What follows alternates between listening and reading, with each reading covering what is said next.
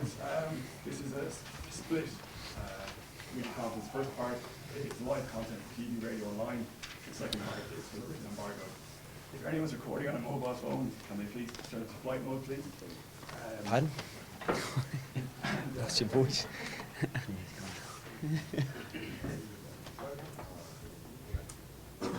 I'm okay. Once we've got all the recording devices on the table, we'll get underway with head coach Joe Schmidt. And that's the team for the weekend. Thank you. The team to play Canada this Saturday is as follows: Jack O'Donoghue, Sean O'Brien, Peter O'Mahony, Billy Holland and Alton Delane. Finlay Beelum, Sean Cronin and Cian Healy. Peter O'Mahony will captain the team. Kieran Marmion, Paddy Jackson, Keith Earls, Luke Marshall, Gary Ringrose, Craig Gilroy and Tiernan O'Halloran. And on the bench are James Tracy, Dave Kilcoyne, John Ryan, Donica Ryan, Dan Levy, Luke McGrath, Joey Carberry and Nee Adialukum. So first start with Gary Ringrose. He's ready for this sort of stage? Yeah, he was really close to playing last week, obviously. He's trained really well. I think he's given us confidence that he's ready, and I don't doubt that he's confident and wants to get started. So, it's an exciting day for him come Saturday. Joe, can you take it through? Ian Henderson has been in the squad now. I know he had an injury. Can you take it through where he's at? Yeah, Ian trained really well this week, and we just felt that he's very close, but it would be a little bit of a risk if he got a knock that he could well be out for 2 or 3 weeks as a result. This way, he'll definitely be fit to train fully for a whole week and do everything that's required in the lead up to next week's match. And he'll want to put his best foot forward, I've no doubt. And what was it about Billy Holland and Jack O'Donoghue in particular that made you believe that they are ready now to start this match? Jack has been in and out with us for some time, probably the best part of a year. I've seen Jack since he captained the under-20s in the Junior World Cup in Auckland a couple of years ago, and was impressed with him as a player and a potential leader. And so Jack has done really well. He's also versatile across the back row. But we do think that giving him an opportunity at 8 is probably a good place for him to be. He also gets to start with Sean O'Brien and Peter O'Mahony, which is an ideal kind of mix for him to have some real experience either side of him. And Billy Holland, just a lot of what Billy has delivered is quality work rate. Some people, it's work rate, but his is quality work rate. He's been accurate. He's astute in the line-out without being a towering man himself. He's very astute, and that allows him to be very effective. And he's been in camp a few other times and impressed us with how quickly he picks everything up. And we always knew this week was going to be a bit complicated because some of the guys who were going to play this week weren't part of last week because we were away, obviously, in Chicago, and so we needed people who could pick things up pretty quickly. And while inexperienced at test level, his experience will be helpful for Alton, even though Alton's had more test experience.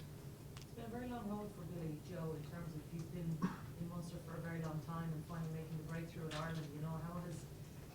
What have you been saying to him about just being captain international level? I haven't really said too much about being capped. We've just talked about what needs to be done and what needs to be done really well, and he just commits to it so thoroughly when I see him playing for Munster. I think, for Billy, Munster was so strong in the second row for so long with Paul O'Connell and Donica O'Callaghan and Mick O'Driscoll and Donica Ryan that Billy probably was... it was a little bit difficult for him to really get those opportunities, and I think he's really stepped up in the last couple of years, and it's certainly been evident to us this year.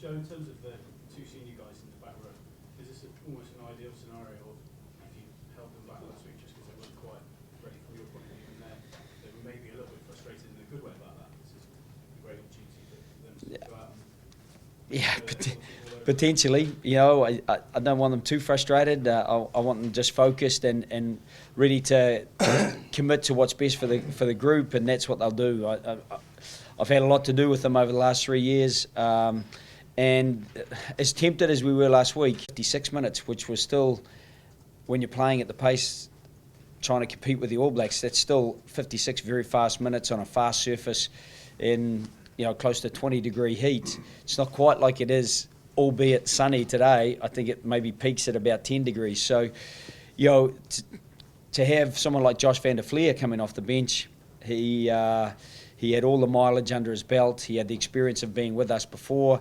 And, you know, in the end, we were really confident that Josh could deliver and that Geordie could as well. And I think they both did a super job sharing that load at number 7. Just in terms of Gary Greenwood and his qualities, what do you expect to see from him in terms of how he plays the game? Exciting talent, and you know, one that people have been waiting to see, but now's the time for him to. Yeah, exactly. I think with Gary, there's a bit of experience either side of him as well, so it's a nice entry into the Test arena. Luke Marshall was outstanding at 12 in the first Test in Cape Town earlier this year.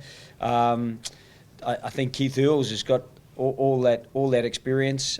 Craig Gilroy's played a fair bit as well. So having those guys around for both Tiernan, who hasn't had too many caps, and for Gary will be good. I think Gary's a really natural player. He sees things, and he's already ahead of the game because he reads the game early. It allows him, while being lean, he's strong.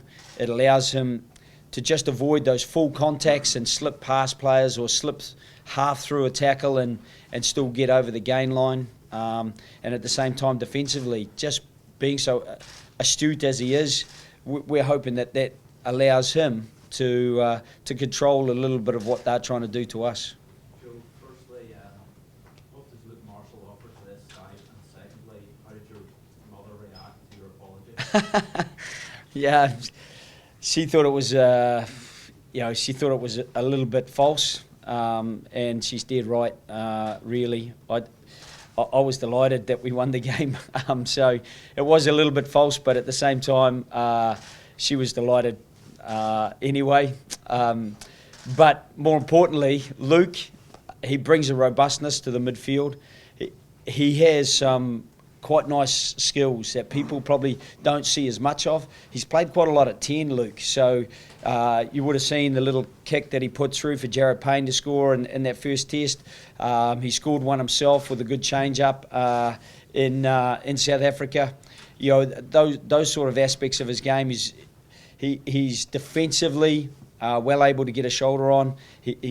He's a compact unit and quite powerful. So, you know, from all those perspectives, he adds real value.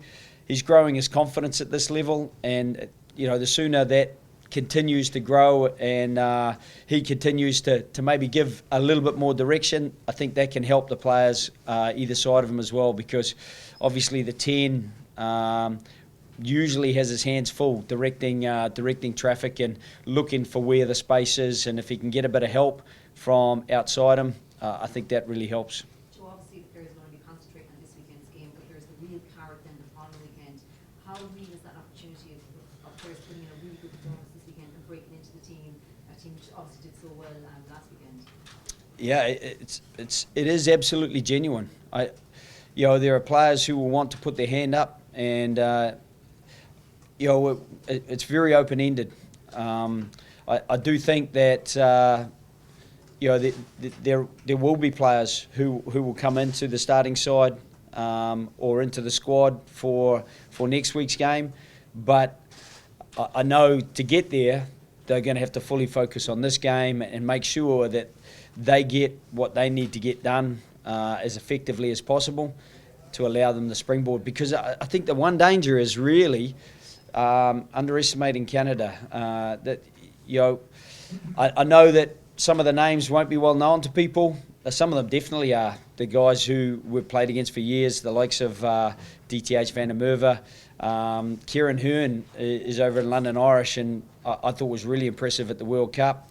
Connor Braid has played a bit for Glasgow Warriors. that's not a bad team to get into, and he could play 12 or 10 potentially. And up front, I thought in the World Cup, Aaron Carpenter was really good for them at number 8. This Barkwell at number 2, he is a menace. He's so robust and fires into everything, and I just think that there's enough there that we have to really be on our mettle this week and not give too much thought to what might happen next week. Last one there, guys. Dean, what's it been like to kind of just be in a squad with so many new faces, and kind of like, is there a bit of excitement to the whole squad, and especially after the things you achieved last weekend, is it a kind of good time to be kind of in the squad at the moment? Yeah, it is. It's a great thing to be a part, because there's the thing that's bringing is a lot of experience and a lot of energy from the younger lads that are in, or lads that are less capped. There's a great buzz around camp, things that are new to people and things that lads have been doing for years. It's all bonding pretty well and training. And about the hotel as well, there's no groups or anything like that. It's everyone's gelling as one and going off for coffees in different groups and enjoying each other's company as well as working well as a team. Okay, last one there. The partnership of Gary Ringrose and Henshaw, Leinster are very excited about it. Is something you can see coming into this squad? Again, we assess as we go on, and I think Robbie was fantastic last week. I thought, looking back at Jared's game, he made a couple of very telling contributions as well, and those two know each other really well. In the end, Robbie and Gary have played together 4 times for Leinster, so to say they're a combination, I think they're developing as such, but whether that's sufficient, because there almost has to be an intuitiveness. You don't get a lot of time to communicate in those channels. I think it's one of the fantastic things. When I walked into Leinster, there was Gordon Darcy and Brian O'Driscoll. They didn't really have a lot to say to each other on the pitch. They just knew by the body language where the guy was going, and you get so little time that if you can avoid the need for that communication, I think you're better off. So that's something that potentially going forward is a really positive thing. Whether it's soon enough, I think one of the things we'll see how Luke and Gary knit together first and foremost, and we do know that Robbie and Gary do knit together pretty well. Okay, guys.